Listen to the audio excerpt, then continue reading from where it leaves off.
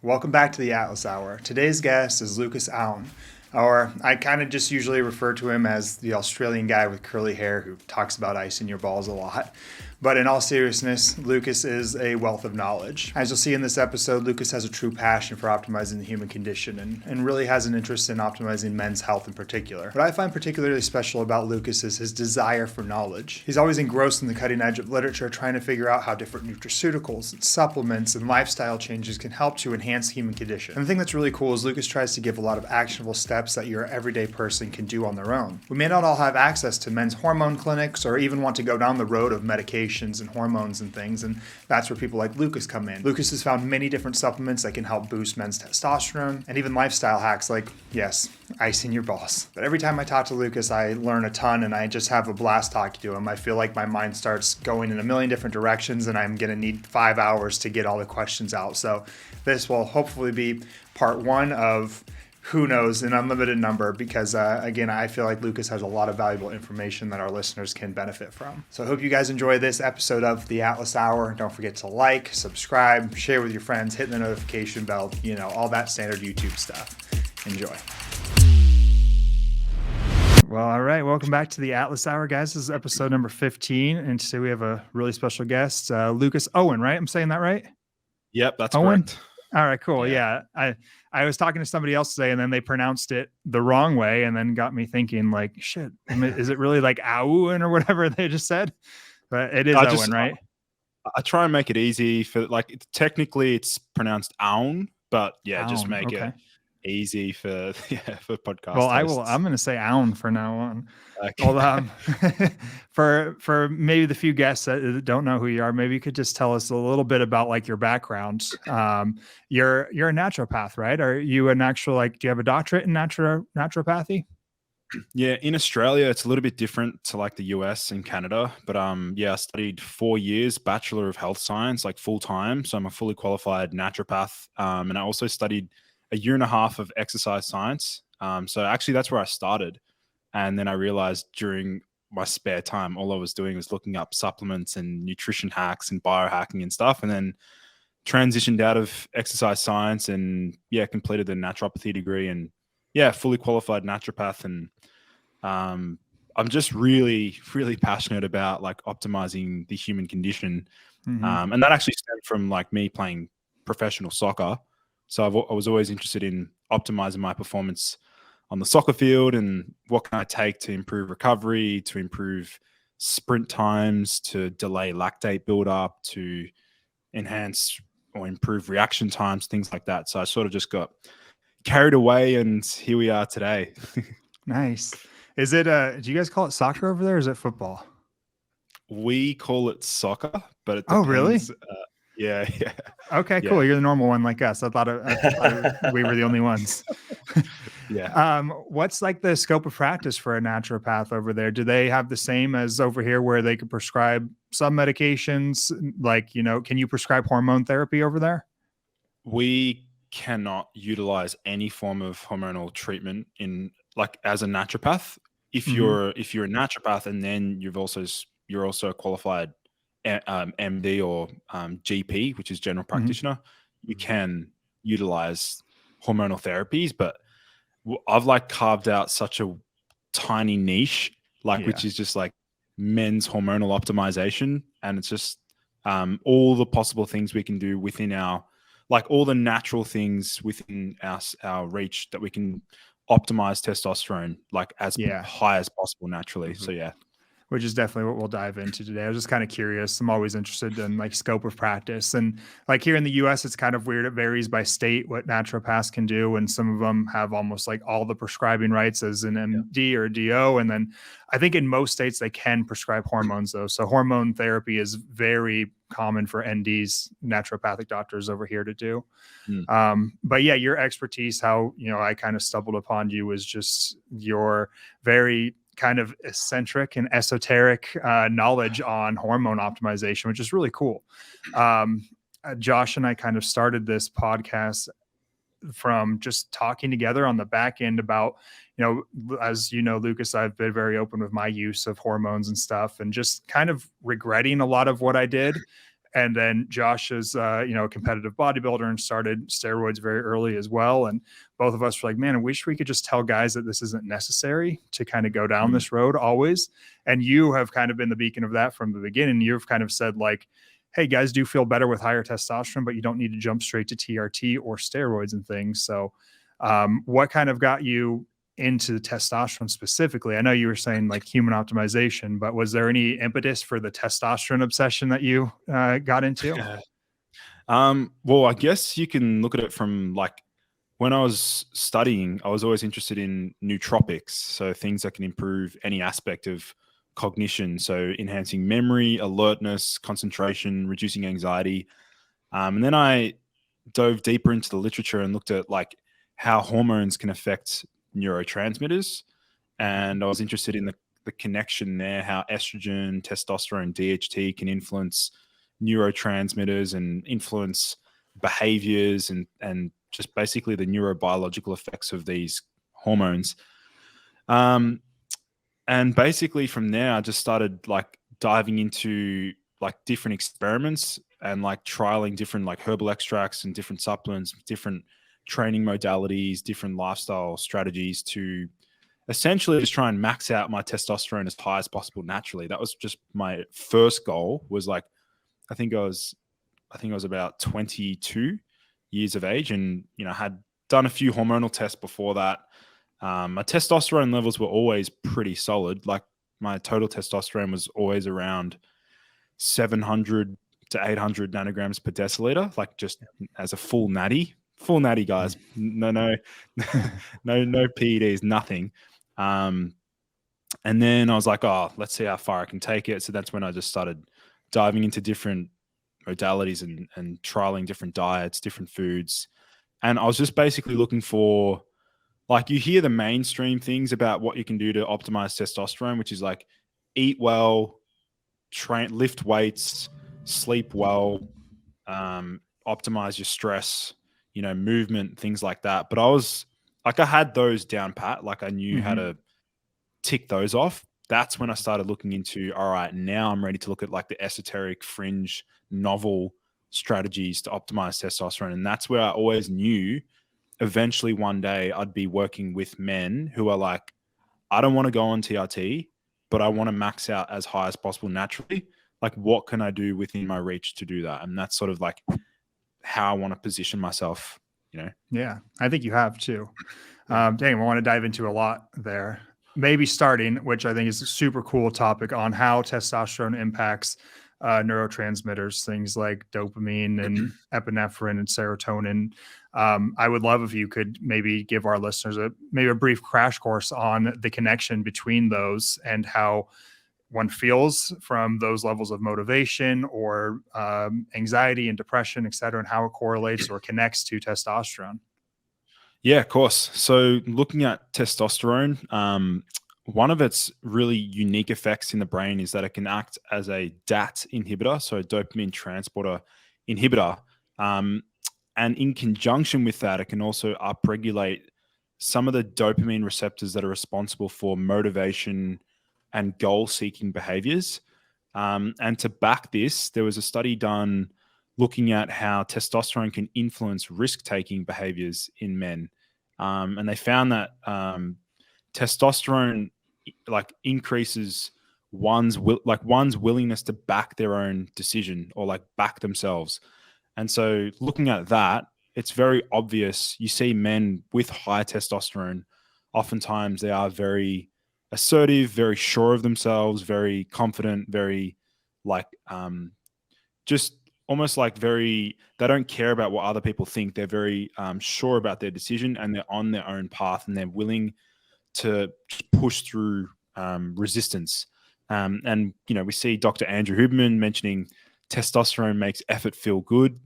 And I'm sure both you guys can relate to that. We see that, quite a lot. Yeah. So by inhibiting did you say it was a transporter? The dopamine, the DAT transporter. And also leading to higher levels of dopamine in the brain. Is that what that essentially is? So, but yeah, essentially leading to dopamine being more active Right. and working more efficiently in the brain. Yeah. Awesome. Cool, man. And then you said like high testosterone. What is there any like level of testosterone that is, high or optimal, or do you find that it varies by individual?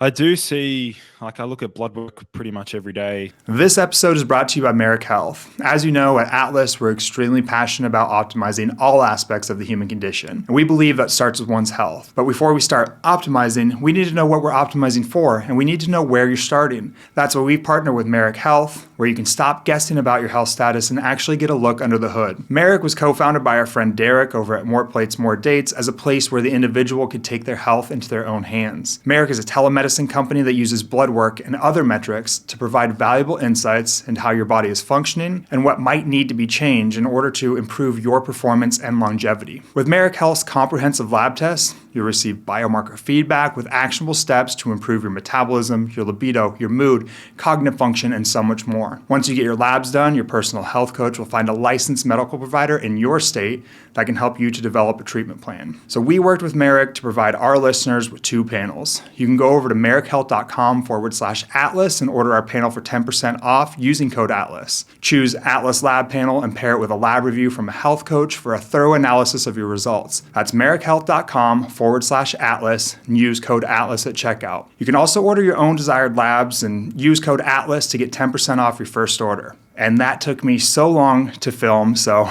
please go do that, guys. Different clients. I do see the guys that are sitting anywhere above 600 in general, 600 nanograms per deciliter, seem to be pretty good. Like they just seem to be like they're still waking up with like morning wood. They feel like they can train 4 to 5 times a week. They feel like they've got pretty good like confidence and things like that. But then you see the outliers, and then you see like there's other guys that I've worked with who are like in the 1100s to 1400 nanograms per deciliter naturally, and the way they present, like the way they show up, they just come across very different. Like they just seem to be, it's almost like a dramatic personality change, which I've also noticed like with some of the, like one of my closest friends, he's actually been vegan for like 8 years.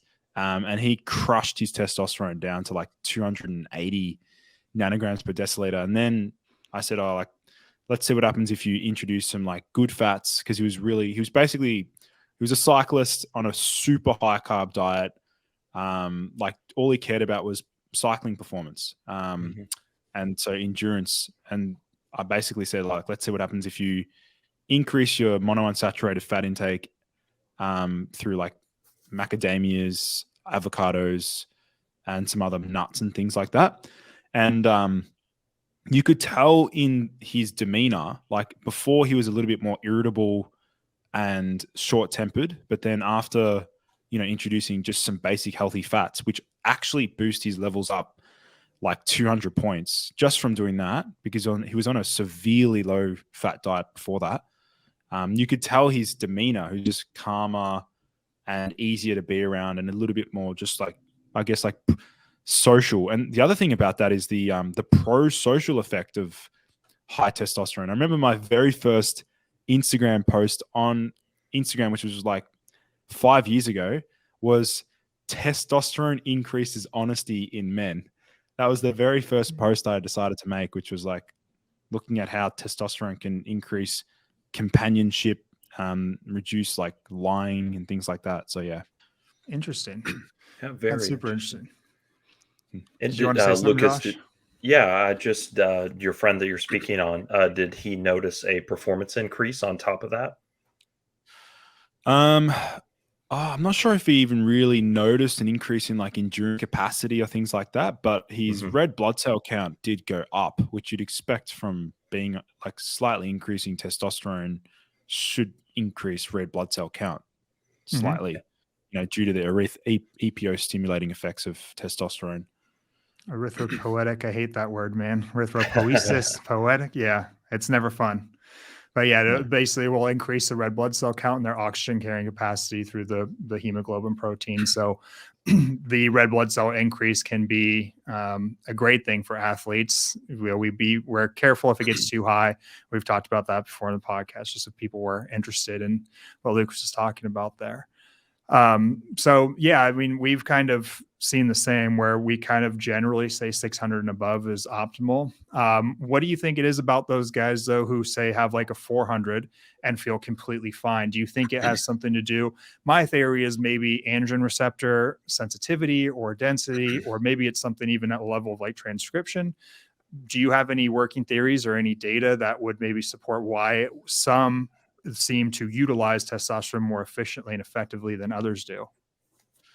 Yeah, I do think it's all about the concert effect of all the other hormones. So like the downstream metabolites, testosterone, DHT, the conversion, how active that 5-alpha reductase enzyme is in the brain specifically.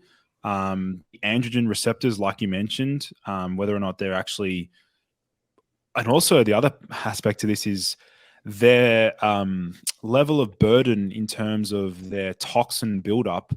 So how much plastic, for example, BPA, we know can occupy the androgen receptor. And for some individuals, some men that have elevated levels of beta-glucuronidase, which helps to detoxify these chemicals, maybe they're the individuals that really suffer from, like, they'll feel the low testosterone symptoms at 600, and that's why they need to boost it up.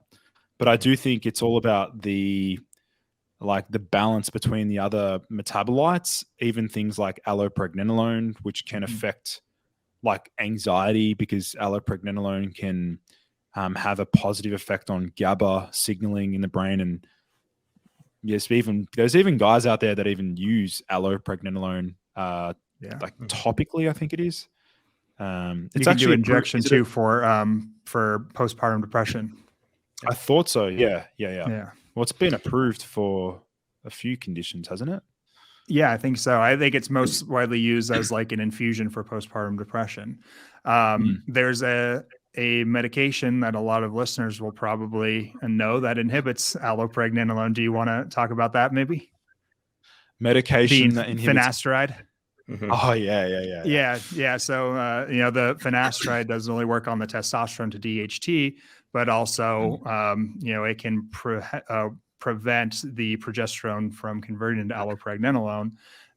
So have you seen guys have issues with finasteride? Probably every second DM that I get on Instagram is like, hey man, like help me recover from PFS. It's bad. Yeah. It's really bad, but then also so is PSSD, post SSRI sexual dysfunction. Like I think we could probably talk about that extensively, because not only can SSRIs cause this side effect either during treatment or after treatment, but also certain supplements such as ashwagandha, which can also elicit the state of PSSD, which is now completely viral on the internet. And there's like thousands of men like suffering from side effects from ashwagandha, which is pretty serious. Yeah. Let's dive into both of those, because I think both are huge. Maybe can you just touch on finasteride, because we have talked about that on here before. Josh actually uses finasteride, and I think, are you trying to come off, Josh? So haven't used it for a while now, and just topical dutasteride for the reasons that we're kind of mentioning, hoping that the molecular weight of it is heavy enough to where it doesn't go, systemic to a large amount. But yeah, I would be really curious kind of if you think that it's all guys that it affects, or sometimes they just don't even notice the side effects because they've become so accustomed to how they feel, or if it's really a individual basis. Well, I think you mentioned a really important point, is that a lot of guys actually just become accustomed to feeling so average. Like if, like, for example, a number of guys have been on finasteride for years, but they've just adjusted to their new baseline of low libido, their new baseline of like feeling crappy every morning. And then they'll just push through with like caffeine or other stimulants and supplements to like push through. They may have gotten used to like that social anxiety that's all of a sudden present when they never used to have that. But yeah, I think I think that the topical use of dutasteride might be different. I think you can probably get away with that. It may not have the like the broad spectrum side effects of like oral finasteride, which can be like it's devastating to see also the ramifications like following like after stopping finasteride. So like when number of guys actually stop taking finasteride, like even months after stopping, they're experiencing side effects, and that is like that's the big issue here. Is like it's not as simple as just like you stop it and the side effects are just they disappear. Like it's the fact that it persists. It's persistent. It's stubborn. Yeah, the And side effects are. what do you think drives that? Because I've seen guys with all the symptoms and then their DHT has normalized, their testosterone's normalized. They probably have okay DHEA and preg at that point too, and okay progesterone. So I kind of theorize maybe it has to do with neurosteroid cascades that we can't really examine on lab work or that we're not. But do you have any info on that? I do think neurotransmitters play a role in the post-finasteride syndrome. If their hormones are still like good and you've assessed and everything's like fine, but they're still experiencing symptoms, there may be like androgen receptor silencing or some sort of epigenetic change that's occurred. Like Interesting. there could also be like dysregulation in a stubborn serotonin receptor known as the 5-HT1A serotonin receptor, which really dramatically affects like mood, behavior, and also dopamine signaling, because like that's like the gatekeeper for how much serotonin. It's like the autoreceptor, so it governs total serotonin production in the brain. And some of these medications, even proton pump inhibitors, like some stomach acid blockers, like I only just realized that they can also impact that same serotonin receptor, which is crazy. Yeah. And then what have you found to be the best mode of treatment for these guys with post-finasteride syndrome? So it comes down to like really trying to upregulate the whole allopregnanolone pathway, the DHT production again, like trying to bring up systemic levels of DHT. Deliberately lowering serotonin can help in some cases. And you can test that by playing around with like BCAAs plus L-tyrosine. So you can lower systemic brain levels of serotonin if you combine like BCAAs with like L-tyrosine. So looking at about 4 grams of BCAAs and then about 1 gram of L-tyrosine, and that can be a probe, a way for the individual to assess whether or not like their serotonin levels are high, and that's what's impacting their mood, libido, anxiety, and things like that. So that's like a pretty good like test you can run. It's pretty safe intervention. Like it's just BCAAs and tyrosine. Mm-hmm. But then there's other strategies and modalities such as increasing neurogenesis. So cerebrolysin, which is the pig brain peptide for BDNF. Yeah, upregulating all the growth factors, GDNF, NGF, CTNF, like all those pathways to sort of like kickstart normal neurotransmission. That's been successful in a number of guys that have been using cannabis, or they've got the blunted dopamine signaling from cannabis overexposure, or they've got like the anhedonia. They don't feel like the pleasure response. Cerebrolysin's done a pretty good job at like reversing those negative effects. Awesome. And then how about like HCG? Do you have much experience with treating post-finasteride syndrome with HCG? A number of like guys that I've worked with have been on HCG. Like I can't technically, like I can't prescribe it. Right. But yeah, just, but I see, theoretically, have you seen any benefit with that? Or theoretically, would you? Yeah. I mean, there's definitely going to be like at least some sort of recovery of that HPT signaling and access, and that's going to be like supporting that whole pathway. And so like inevitably that's going to be assisting with eventually producing more neurosteroids if their conversion pathways are working optimally. Gotcha. Cool. And then you said something super interesting there, being that this could be caused by higher levels of serotonin. And then you touched on medications, some things called SSRIs, or selective serotonin reuptake inhibitors, meaning things that increase levels of serotonin in the brain, which historically have been thought to maybe help fight depression, because the idea was that low levels of serotonin equal depression. And if we can increase levels of serotonin, maybe we make people feel better. And I think I'm going to let you take it away from there, where maybe the science community was wrong, and what you're kind of seeing with SSRI use. Yeah. So if we look at like serotonin's major functions, what we actually see is that serotonin actually increases during periods of stress and also during periods of hibernation. So serotonin is a neuromodulator. It can regulate other neurotransmitters. It's somewhat considered like has like a dampening effect on mood and emotion. So it can have more of a blunting action when elevated in certain regions of the brain. And these SSRIs, selective serotonin reuptake inhibitors, essentially the mechanism by which how they work, obviously there's many pathways in which they work. They can increase neurogenesis, which is a good thing. They can potentially lower neuroinflammation, which is also another good thing, but they can desensitize, and this is part of the mechanism by which how they increase total brain serotonin is that they can desensitize that 5-HT1A autoreceptor.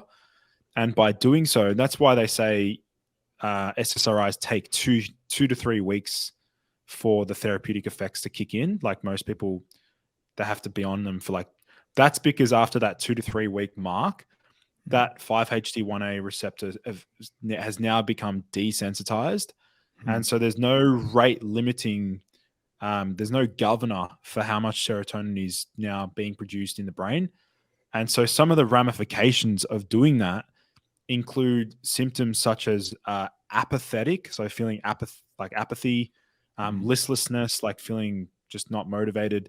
And then the most severe side effect is anhedonia, which is a loss of an ability to experience pleasure, or a blunted pleasure response. And for some people, that can present as complete loss of orgasm sensation, so no feeling during orgasm, or even the build-up, there's no actual excitement or thrill. That can present as zero euphoria or feelings of happiness following exercise. So some people that have like severe cases of anhedonia, they don't even get the post-exercise high like they used to. Like even if they push themselves and they go on like a 4-kilometer run and they push really, really hard, and they used to get that bliss feeling after the run, like that can be completely blunted in cases of like anhedonia. And then even things like blunting the effects of like eating foods that should trigger a really big dopamine release. So for example, smashing a whole bowl of chocolate, for example, or, eating popcorn, or like having honey on or jam on toast. Like that should trigger. Is hummus your thing? I like hummus. Do you actually like hummus? I love it, man. Yeah. Me too. I never knew it. I haven't been around since the inception of Lucas, but I've always seen you throw something hummus related, and I actually really like hummus. I didn't know if you were like talking shit about it or you liked it. Until recently, I saw you post it, and I was like, all right, cool. He's a hummus lover. I love hummus, man. It's so funny. Oh man, if we were to measure our hummustamine levels, they'd be very high. Oh yeah, I definitely eat a lot. And one thing that I saw you post one time, it was super interesting, was the effect on serotonin and punishment. Could you dive into a little bit? Do you remember talking about that? I do remember that. It was serotonin enhances learning from punishment, but not from reward, or something like that. Yeah, it was just kind of interesting, like, not to go down the conspiracy theory road, but after everything you just said, it sounds like that's the antithesis of what you would want to do for a depressed person. Like, let's make them not feel happiness and not get any of the reward of, and so why then do we mass prescribe these? And again, not to go down the conspiracy road, all that, those listeners play that on their own, but it would be interesting is like, if it makes people more prone to learn from punishment rather, I don't know. It kind of opens up a can of worms and makes your mind think a little bit, Well, it's a government's wet dream to have obedient zombies. That's just okay. Well, I'll let you do it. You're going ahead and do it, throwing out the conspiracy there. Yeah, it's interesting. Yeah. So, and then what are you seeing with guys like with the, what do you call it? The the equivalent of post finasteride syndrome for SSRIs. Like, are they dealing with long-term ramifications as well, like with the finasteride? And then what are some like modalities that you've seen beneficial for coming off of those? Yeah. So what I'm referring to is like post SSRI sexual dysfunction, or PSSD.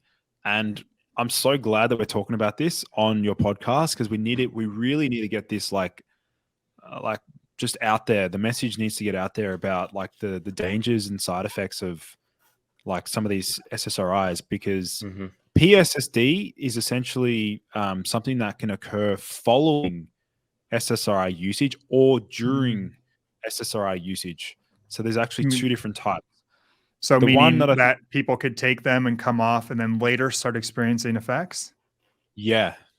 So they may be absolutely fine during treatment, but then after they stop, like the cessation of the medication, they all of a sudden experience all of these negative side effects, mostly in the sexual realm department. So like, particularly for like men, it can be described, or I guess like the symptoms can present as, like I said before, like blunted orgasm. They can even experience like penile atrophy, just like you see in some cases of the penile atrophy is not like, it's not as in like even when it's fully erect, it's more so like just a blood flow issue. Oh, okay. Like, gotcha. I was going to say, I'm definitely never taking those. That's almost all guys the other need stuff. To hear. I'm like, all right, as a guy, you're like, all right, you can deal with that stuff, but you're crossing the line there. And in fact, one thing, when I did post up the questions for people to ask, and I got a few asking about penis enhancement, so we might have to bring that up later. Oh, geez. Everybody wanted to know your opinion on how to grow their penis. But yeah, with this post SSRI, what is it? PSSTD? Is that what you're calling it? Yeah. Okay. PSSD. Yeah. Gotcha. Are you seeing anything that help them? Like, is there any treatment modalities that are beneficial? Well, I mean, there is one particular like medication, which is the very first antihistamine ever synthesized by pharma, like big pharma, which I actually use quite frequently myself to undo the effects of high serotonin. So basically that's called ciproheptadine or Periactin. Yeah. You familiar with that one? Yep. You can use it in, does it cause hunger? Oh yeah. So it's, that's it's used in, for people with like eating disorders if they need to eat more. Well, it's prescribed. Yeah, I mean, it's prescribed. I think it's approved for anorexia, like to stimulate appetite. Yep. It's so powerful at doing that. And you use that frequently? At this stage, I probably use it about once every 3 weeks or once every 2.5 weeks. So it's like twice a month. Okay. I know it sounds pretty bizarre, but I know exactly what to expect every time I use it. And I know how it leaves me feeling for weeks after using it. So I'll take one dose on a Sunday night, like 1 milligram on a Sunday night at around 7 p.m., 8 p.m. 2.5 hours later, I'm completely sedated and I'm relaxed and my cortisol has tanked. I'm starving. I'm feeling drowsy, and I'm ready to sleep. And I know that sleep is a very, very deep sleep because I've tracked it. I've tried this over 90, probably over 100 times now. And I won't feel great. I won't feel great the next day. Like I'll still feel pretty lethargic and demotivated and still feel the symptoms of like low histamine. Because if we look at the medication itself, ciproheptadine is a very dirty drug. It works on so many different receptor sites. It works on blocking I could go through the list. It lowers adrenaline, lowers cortisol, lowers aldosterone.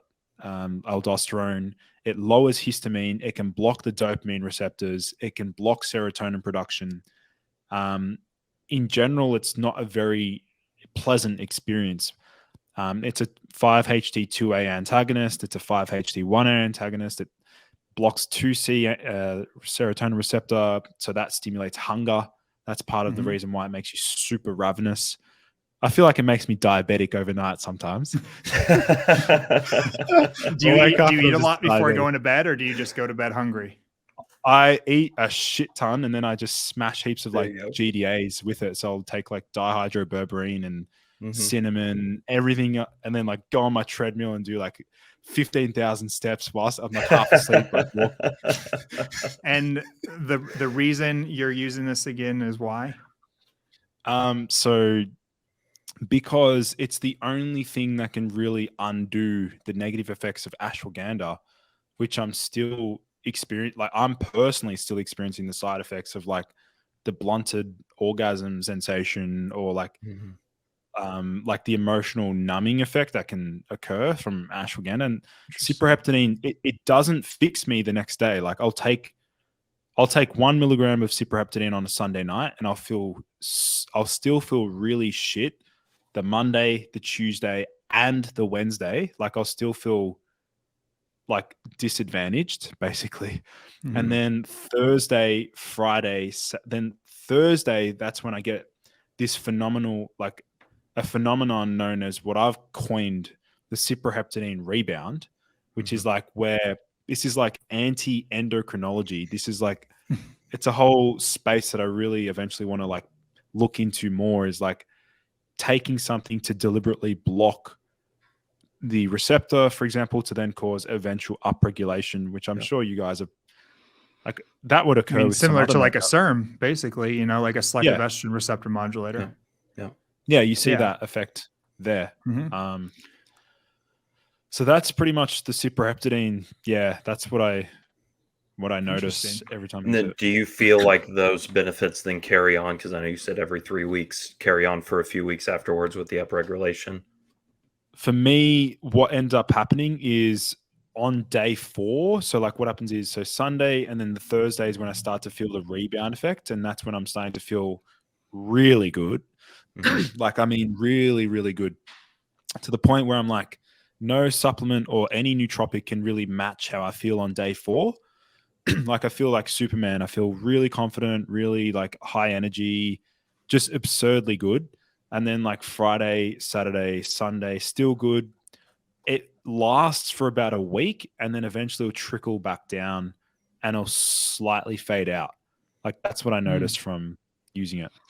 Do you know if other antihistamines, like ones over the counter, diphenhydramine, doxylamine, things like that, do they have similar effect, or is it something specific to this one? Well, that's what I'm in the process of trying to determine. Why the heck is cyproheptadine eliciting this effect? Like, what is the pathway that it's like, I guess, like tickling? Is it, I've got so many theories. Like I've got a whole Excel sheet and I've tried to map out every single like pathway. Nice. And I've tried, like the next intervention that I tried after that was CBG. Have you guys heard about it? Not familiar. Cannabigerol. It's not cannabidiol, not CBD. It's CBG. But CBG, it's a cannabinoid. Yeah, it's a type of cannabinoid and that's like, it's non-psychoactive. It's not like THC, but it also shares a similar effect with cyproheptadine in that it can block that serotonin 1A receptor. So I was like, is that the same pathway? But then that experiment is essentially flawed because CBG is also dirty. It's also like it's non-selective. That's why it's really difficult to know which target to really be focusing on. Yeah, and for those listening, when he says like a dirty drug, it's a common saying for something that doesn't act on just one receptor. You might have a target receptor that you're trying to act on, but your downstream may be impacting a lot of other things. So like he lists off a host of things, even though he's trying for that one serotonin thing, it's also impacting so many others. And then it's hard for him then to tease out, was it the effect on that receptor or many of the others that it affected? That's exactly Pretty right. interesting. I mean, there are synthetic like chemical straight jackets which you can get from Sigma Aldrich. I've heard. Is that a company or a person? It's a company that's like they synthesize like pure isolated chemicals. Like it's a pretty well Interesting. known. They use it in a lot of PubMed studies. They say Oh, okay. reference Yeah, that's how I material. know the name. Okay. Yeah. And It sounds like a there guy's are name, but yeah. Okay. yeah, no. There is something.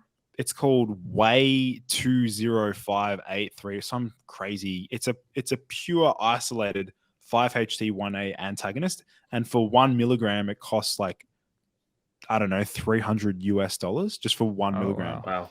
Yeah, So a true research chemical. true. Like Yeah. I'm tapping out there. I'm not. I can't be elaborate anymore, man. I'm done. That's And super then interesting. go ahead, Go ahead. Adam. No, you, Josh. No, I was just, and then I know talking about your dosing protocol for guys that you're treating with the post SSRI sexual dysfunction. How long does that treatment go? Is there any variations from how you yourself are using it? So like realistically with that PSSD depends on like the severity of the case. Like some guys fortunately can quickly get into what's known as a window. A window basically means that all their symptoms have subsided and they feel cured. They're not cured, but they feel like they're getting like a quick little window of opportunity where they feel restored and recovered. There's a lot of guys that actually when they start on HCG, some guys do get that little window where they feel like it could be day 3, day 4 where they actually feel back to normal. But like for it to be solidified, like we need like if we can find a way to like permanently hold the effects and like permanently make it stick instead of it being just a transient effect, then I think we're onto a Nobel Prize winner. Like if somebody can help to discover like the exact pathway and the mechanism, like it could potentially change the whole game of the science space. And like I'm reaching out to like Sean Wells, who's another formulator. I'm reaching out to a bunch of other freakishly smart like neuroscientists from like different countries. I'm like emailing every day saying like, hey, what can we like get some theories going? Like I've done my fair share of research. Can you help out? Sort of thing. Cool. Yeah. Yeah. So I mean, I think we've well established that SSRIs probably aren't as benign as once led, and I think a lot of guys listening have probably had to go down that road and experience it themselves. Now we kind of have some actionable steps for treating. But what do you say to the individual who is fighting depression, who what they maybe were told that an SSRI is the way to go? What do you think? What's your first line for depression? First line of I guess like assessment would be blood work, like just getting basic blood work done. Obviously there's many factors that are like I guess like can lead to depression, such as like poor social environment, like that obviously can play a massive role. I'm not going to disqualify that. Like sleep, exercise, things like that.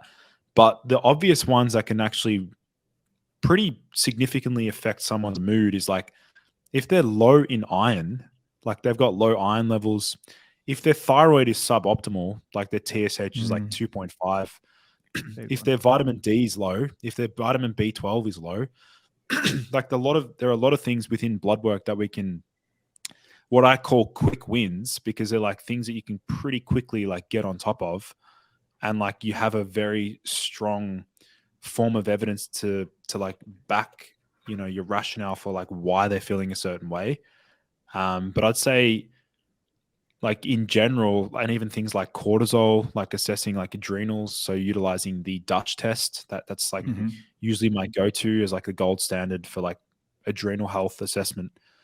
But yeah, I think being smart about it, being like more objective, like looking at blood test data can definitely help with our treatment prescription. Like definitely assists with like general treatment modality and plan sort of thing. anecdotally, there's a lot of guys who say that they've experienced a relief or improvement of depression through, say, TRT. If a guy has, I don't know, say a young guy, maybe below 25, if their levels are 200 or 300 or so and they are depressed, do you think something like TRT would be a good treatment modality for them for the depression? Or would you try first to optimize naturally? And if so, how would you, go about naturally optimizing a low testosterone, like an actual hypogonadal testosterone without TRT? Yeah, so I would actually, so looking at that individual, let's say he's under the age of, you say 25, for example? Like Yeah, I'd that, say like sub 25. That's pretty young, I consider. Even yeah, sub it's 30 is pretty young. I agree. I think jumping onto TRT under the age of 30, without them exhausting all the other modalities and methods, I think that is a little bit premature to like be prescribing TRT. I think Couldn't agree more. like there are a number of things that they could be doing from a natural perspective. Supplementation, yes, obviously that's going to move the needle a little bit in some cases. Like I've seen guys that have like they were complete virgins to supplements. Like they've never had any experience with any supplements. Then I put them on like a really hardcore like herbal testosterone boosting protocol, like pine pollen tincture, cistanch extract, tongkat ali, fedosia, and then anacyclus pyrethrum, which are like my top 5 botanicals that can actually help to stimulate testosterone, and then modifying their diet, like really focusing in on organ meats, berries, macadamia nuts like avocados, just like predominantly carnivore-esque type diet, and then incorporating simple, easy to digest carbohydrates, so like white rice, like easy to digest fruits like pineapple, pawpaw, things like that. I really think they should be, leaning towards the natural testosterone optimization first and foremost, and particularly if they're looking to. Obviously, it's you can recover fertility, but it can make it a little bit of a challenge. It might take 6 to 12 months to fully recover using HCG and other things to like bounce back. And if they're ready to have a kid, like they'll need to really plan for that. So that's where I guess like it can be a little bit tricky. Yeah. So you would say you would prioritize lifestyle stuff first and then supplementation, or just concurrently right off the bat? Oh, definitely prioritizing lifestyle and supplementation first. Yeah. And I think I understand the organ meat and berries and everything, high antioxidant content, and making sure you're getting all those micronutrients. What's the rationale between the easy to digest carbohydrates? Well, that's a really good question. And I really like to emphasize the easy to digest because as we were talking about before, serotonin will put the handbrakes on testosterone production. Mm-hmm. And the reason I say easy to digest carbohydrates is because anytime we consume something that's like an irritant, a gut irritant, for example, could even be gluten for some people, that can lead to an increase in endotoxin, and endotoxin it sort of works concomitantly with serotonin. So anytime we eat a food that is like generally like not good for the gut, or they feel like they're struggling to digest it, that could be because it's messing with serotonin signaling. And remember, usually when we see a rise in serotonin, we then see a concomitant rise in prolactin. And you both know about the negative effects of high prolactin having a suppressive effect on testosterone. So you can see the pathway would be, so gut irritation leading to endotoxin, leading to serotonin production, leading to high prolactin, leading to suppressed testosterone. And that's usually the reason why. And in general, it's really important to have good gut health. I mean, that's all we learn about in naturopathy school is gut health, pretty much. Yeah, it's interesting. So it sounds like you could potentially say that a cause of low testosterone could stem right from the gut. Is that what you're saying? Well, there's actually evidence to suggest that endotoxin, like gram-negative bacteria can actually suppress the HPT axis, which is definitely true. Interesting. That's super cool. So other than the easy to digest carbohydrates, are there things that you like to use? Things off the top of my head would be like glutamine to help with gap junctions. Do you find that to be effective? Yeah, glutamine's a good like amino acid that can be, useful for gut health. One particular fiber that I'm really like obsessed with recently, I've been using it now for like probably 2 months straight.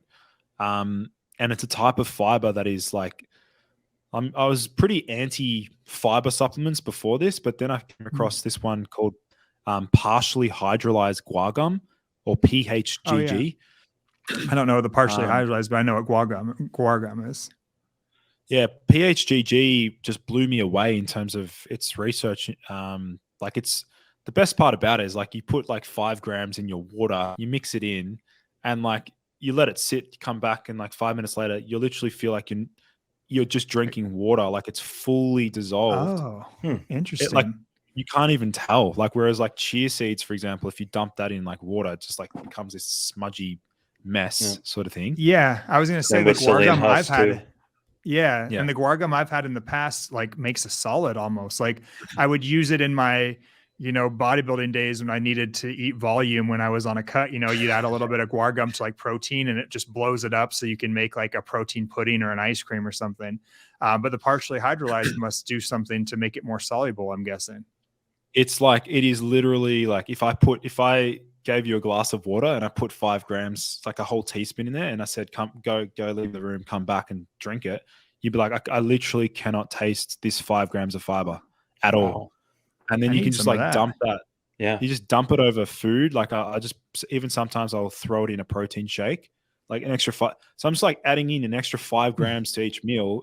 Now I've got an extra 20 grams of fiber per day without even trying. Can we get this on like Amazon? Yeah. It's ubiquitous. It's like ubiquitous basically. It's called Sun Fiber. Interesting. Good stuff. It's also like there was one study, it was only with like 6 participants where they used PHGG. I think it was like it normalized glucose tolerance in 3 of the 6 patients.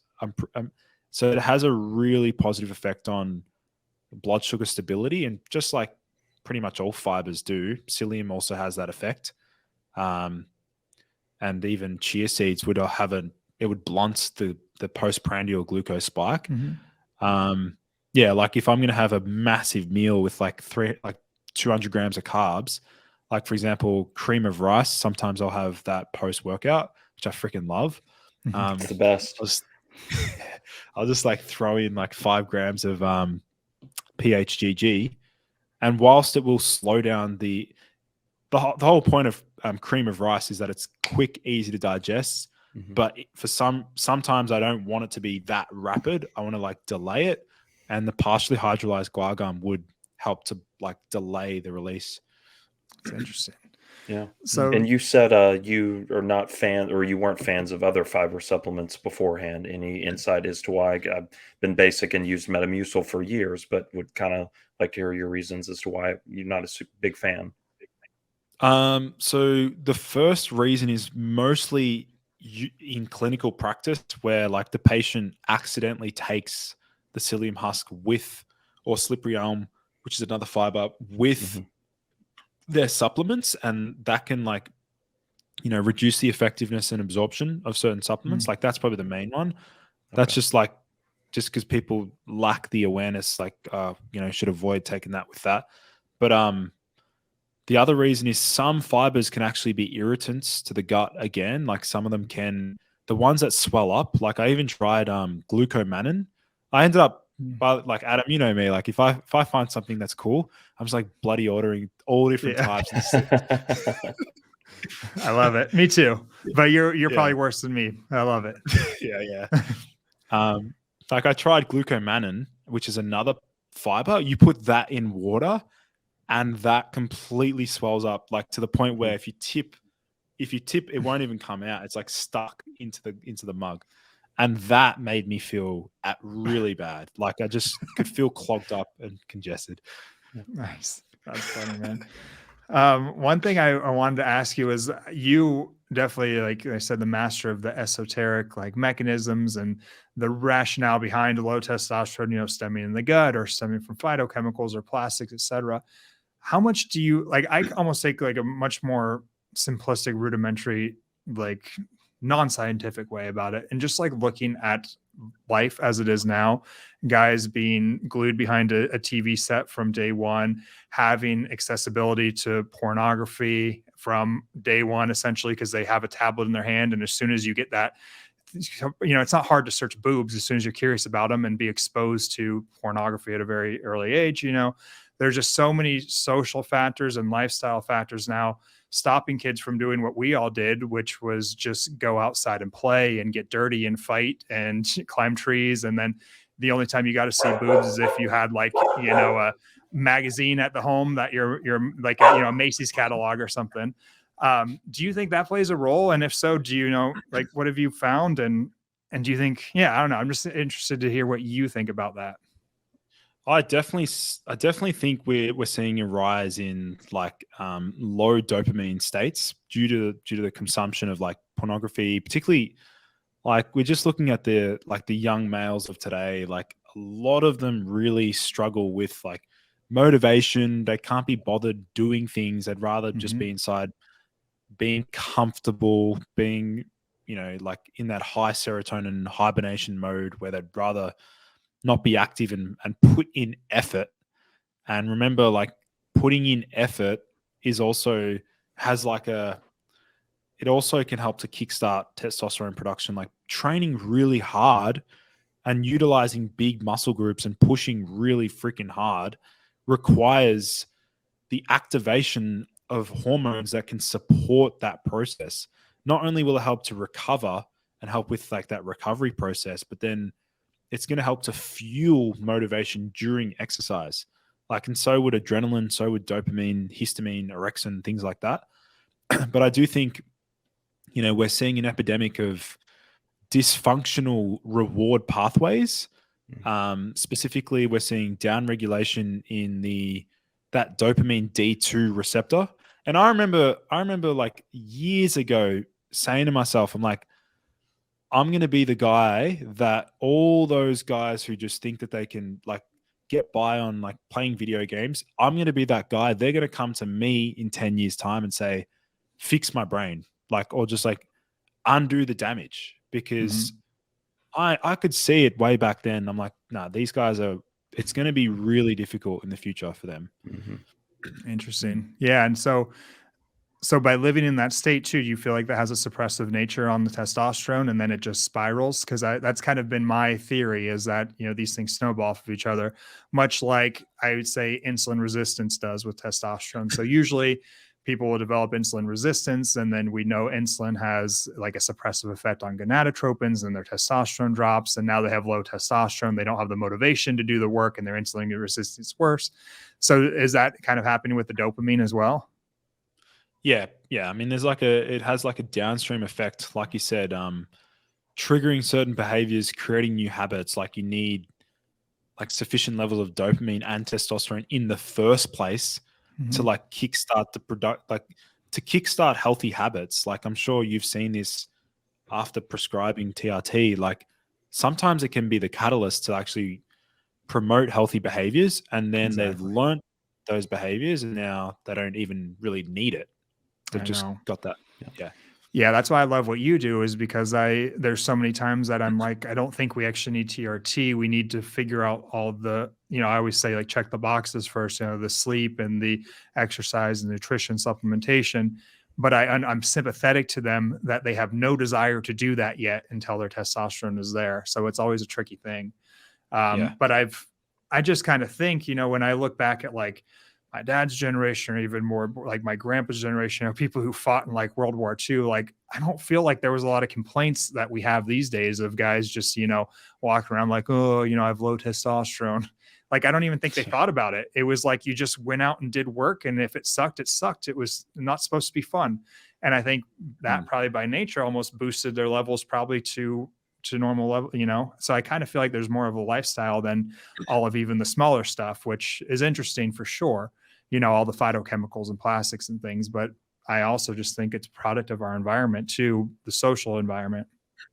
Oh, for sure. And even like the fact that like testosterone can increase in competitive environments, like particularly young men competing against other men, like that, those environments can actually, if they end up winning, like I'm sure you've seen the studies where like your sports team, if their team wins, they actually see a rise in testosterone, and the team that loses, they see an increase in cortisol, like a depression in testosterone. Like, yeah, I definitely think there's like, we need more of those like social aspects, like factoring in social environment is a huge one. And I guess like I really learned the ramifications of like the importance of social connection during lockdown in Melbourne. Like in Australia, we had like the worst lockdowns in the world, and like we were locked down for like a year and a half straight. Like I really noticed like the negative effects of that on my motivation. Obviously I knew how to biohack motivation, so I could offset the decrements in oxytocin and dopamine. But yeah, it's not easy to cope if you're in a really like bad social environment. Yeah, for sure. And how I think many that people are probably still suffering the ramifications from that, a few years removed, that are not privy to the information that the three of us are. Oh, absolutely. Yeah. Like we see social deficits, or like feeling even like in the dating world as well, like getting back into the dating game for a number of people is like, that can be, it was hard for me to get back into that. But eventually, I found a rhythm and got there. I met with a guy the other day who's very obese. And it was just sad from the get go. From the outset, we start talking about testosterone. I asked him, do you have any plans for fertility? And his answer was literally, "Look at me." And I'm like, dude, like that's so sad that you're even talking about yourself that way. His testosterone was terrible. His insulin was sky high. So I was trying to talk to him, and all of this stemmed from pandemic, because he said prior to that, he had gotten into CrossFit and he was literally waking up excited to go work out and everything every single day. And then all the gyms closed and he just kind of became a hermit and literally blew up over the past 2 years. And now testosterone is tanked. He looks at himself as being a lazy piece of crap. He doesn't think he's, compatible for anybody. It was just crazy to see. It's so sad. And that was like a direct correlation to everything shutting down around him and having none of that social interaction. And I think that these days, like you said, from the kids are just playing with video games from the get-go, and they're doing it to themselves. It's just kind of our nature. And so I'm not surprised that they're not growing up with high androgen levels. Another thing that maybe you'll know about, I think like Dave Lee has talked a little bit about like androgen exposure in the womb. Are you familiar with that? Yeah, as in like the mother's like testosterone levels affecting the child, like the I haven't looked into it much, and I only kind of heard it in passing that people are talking about the possibility, like from like an embryo, they're essentially exposed to lower levels of androgens, and then aren't even going through proper puberty due to that, because they're just. Are you familiar with any of that? I haven't seen research on that, but I'd love to dive deeper into that. That totally makes sense. Like, yeah. Yeah, when I will get Dave Lee on here soon, I think maybe next week, he's going to talk a bit about it. I'd be interested to hear what his, because somebody else told me that he was talking about it. I'm like, oh, that's interesting. Yeah. I had Dave on my podcast really early on, but I'll have to get him back on because, yeah, I like the space that he's occupying as well. Like because he's not completely for TRT as well. Like he takes the same approach as you do. Yeah, he's very kind of like anti-medication and TRT. It's like only if you need to, and then it can be very beneficial. So it's cool. And then we have people like you who are like, who can help us before we get to the TRT, which is awesome. And I feel I'll let you go here soon, but we do got to focus on the genitals for the listeners. I know they want to hear about the genitals. So one, as I said in my Instagram post, most people will probably know you for the icing the balls guy. What benefit does icing one's balls have? Is it actual, like, will it translate into higher testosterone levels? And got to talk about the mechanisms of that maybe. Yeah, sure. So actually one of my close friends came up with the term. So you've got knees over toes guy, and I'm ice over balls guy. So exactly, it's perfect. I love it. I think that's a cooler one to be known for. Me too, man. We need to really keep pushing that. I think that should just be your Instagram handle. I reckon we should check. You'd to probably see if blow that up. You know, absurd things like that really do well. I mean, like knees over toes. People are like, you're not supposed to do that. So, ice over balls would be really good. I might go register that URL after we record this. You should, man. On the internet. But yeah, I mean that's like it's a practice that's, I guess now it's stood the test of time. I mean, it's like been about 3 years since I like first started posting content about it, like really trying to get it out there. I came across it on some like bodybuilding forum. I was like, I remember reading some, and this is complete bro science, you know, like, and sometimes bro science can actually translate into like legitimate stuff. And like, it almost always don't does, underestimate. ironically. I know. Don't underestimate these like bodybuilding geeks that are like freaks of like, they understand science and that all they do is like in their spare time just research this sort of stuff. So like some of them actually know what they're talking about. And when I came across like they're mentioning how like these Russian and Chinese powerlifters would ice their balls before trying to break a personal best when trying to smash a PB lifting weights. I was like, maybe there's something to this. I know most of the time they'll use smelling salts to like jack themselves up, but obviously they can be somewhat dangerous in certain circumstances. But the icing, I guess like the main theory behind it is, as you mentioned before, like we're seeing a decline in total testosterone, and that's like across the board. Obviously, toxin exposure is playing a role, plastics, poor lifestyle, obesity, poor sleep, but testicular temperature is also a really important factor. If the testes are just 2 degrees above the optimal temperature, that can arrest spermatogenesis and drop and affect Leydig cell function and testosterone production. So the theory behind icing is that all it's essentially doing, and by the way, for those listening in, we're not applying ice directly to the testes. We're applying the ice pack to the underwear where your testes hang. Like I get so many messages every day from guys just coming up with all sorts of wild ways to ice their balls. Like I'm It's hilarious. Strapping an ice pack straight to it, or like one guy messaged me saying like he put ice cubes in a frying pan and had to ice his balls from the frying pan. I'm like, what? Oh, interesting. How? I was thinking maybe you could like almost squat on like a glass or something, you know, and just drop them perfectly in a glass of ice water, like just a bowl. Tea bag. Yeah, exactly. Yeah, teabag it. Yeah, exactly.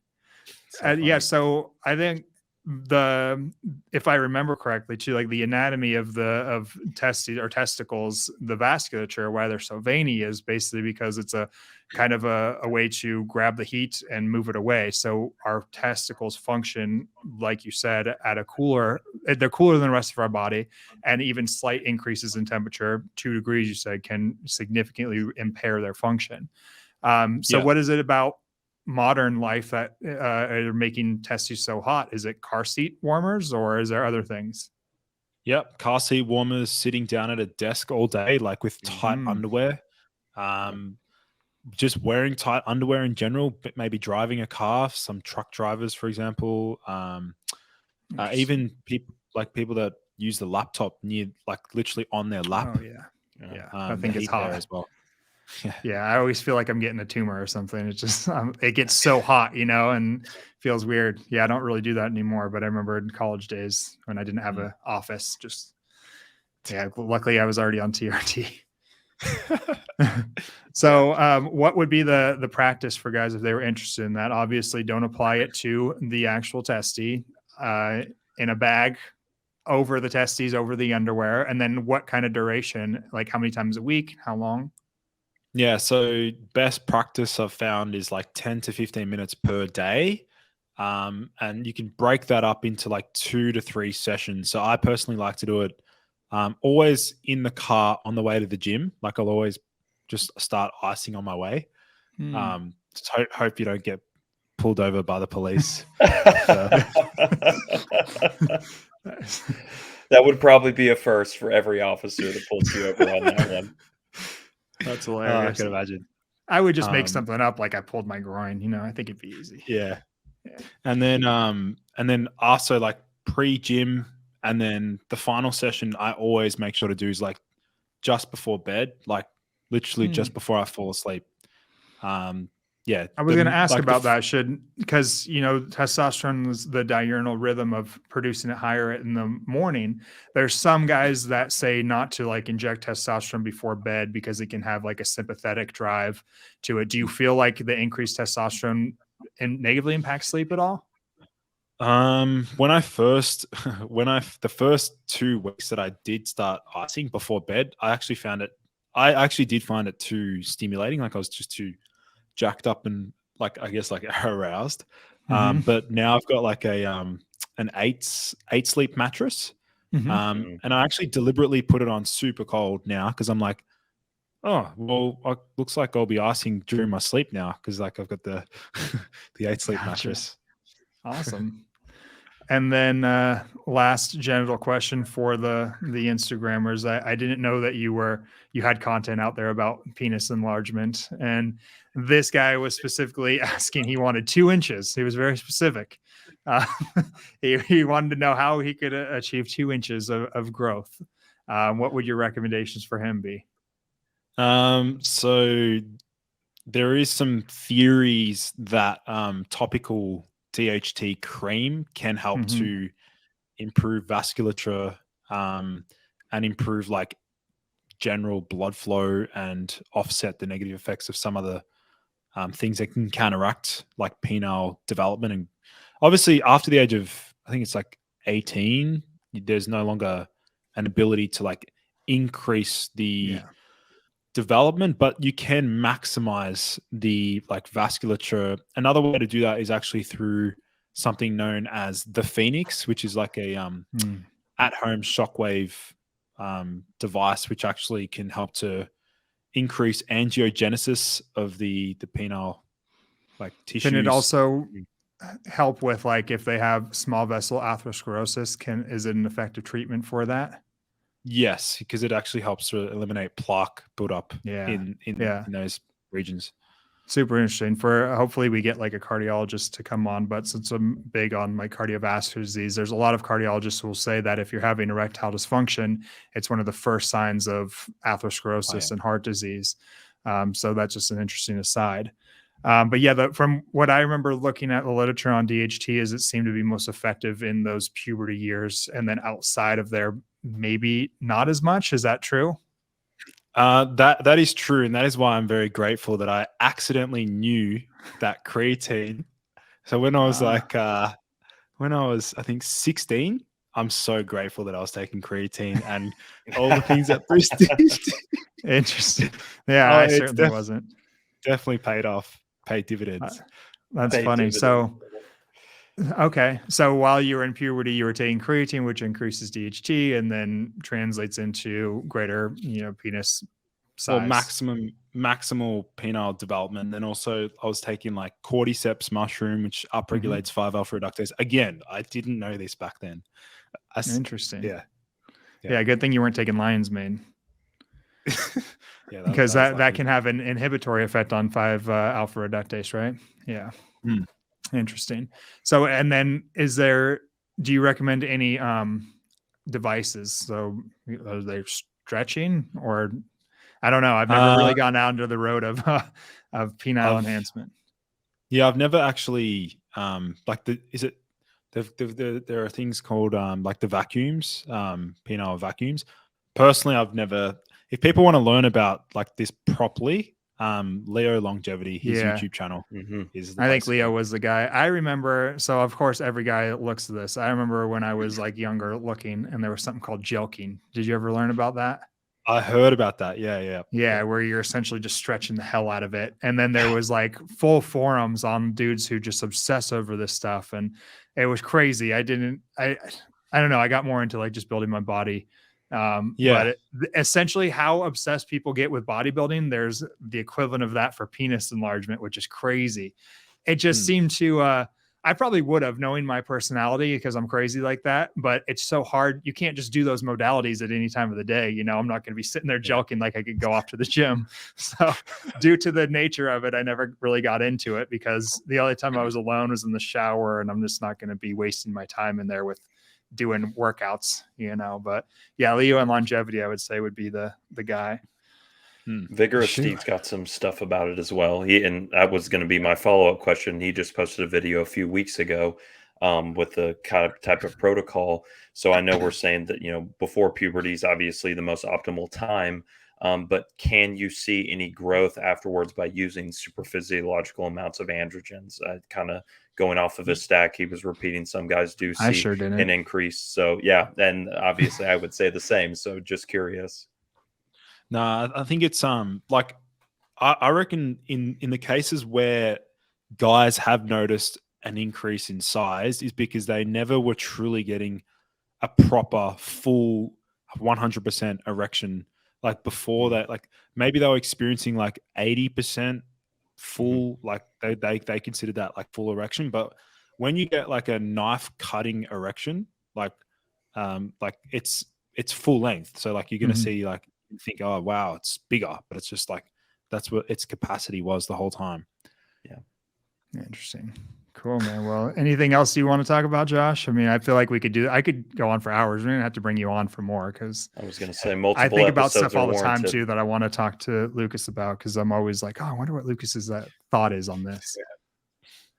Yeah. Anything else, Josh? Not off the top of my head, but cool, awesome to have you on. I know Adam and I have watched you for a long time via Instagram and online, so just very cool for the chance to get to sit down with you. And I think the niche that you have, you know, occupied for yourself is very valuable and helps a lot of young men these days that are struggling out there, and, you know, things that probably weren't even talked about 5 years ago. Yeah, no, I appreciate it. And I'm definitely very motivated to keep going down this path, because it's definitely needed, considering like the number of messages I get like pretty much every day from guys that are struggling. So yeah, my content is accessible: YouTube, podcast, Instagram. Like, just if those are listening in, just go and dive deep into that, because there's so much free content that I've created. Yeah, a ton. So your Instagram is Ergogenic Health. We'll list it all in the thing. And then you have Boost Your Biology YouTube. Yep. Boost Your Biology. And is that also on like Spotify and other stuff as well? Yep. And then if somebody wanted like coaching from you, that's something you do as well, right? And does it matter what state or what country they're in? They can check out the Limitless program, which I've just launched. It's actually the Limitless course. They'll see that linked on my website. It's a really, they can check that out. It's like one of my best resources that I've developed. It's like got all the best biohacks. I've worked with a few of your clients who have like done coaching one-on-one and stuff, or been through your program and have really enjoyed it, because they'll come through Marek too. And so yeah, it's something that the few guys that I've heard of, you know, obviously I'm biased too. I would point people in your direction. But from what I've heard, people seem to really enjoy it too. Yeah. Awesome. And then you're a Marek affiliate as well, right? So do you have a code with Marek? Yeah. Ergogenic, like ERGOGENIC is my discount with Marek Health. But people should use code Atlas, not that one, just so you know. No, but yeah, Lucas has we really like him over at Marek. He's done some informational or educational stuff with us too. And that's kind of how we got introduced, and lucky to have met Lucas. So yeah, guys, go check out his stuff. Hopefully you enjoyed this. I'm sure this is going to open up a ton of questions, I hope, then, so we can, you know, continue to do this. And then go check out my podcast with Lucas too, because I think that was a good one we did a few months back. Yeah, for sure. Thanks, guys. Thanks, Josh. Adam, it was fun chatting as always. A lot of fun, man. Thank you. Absolutely. See you guys. All right. Awesome, Lucas. Thanks, man. Nice one, guys. I think that went good.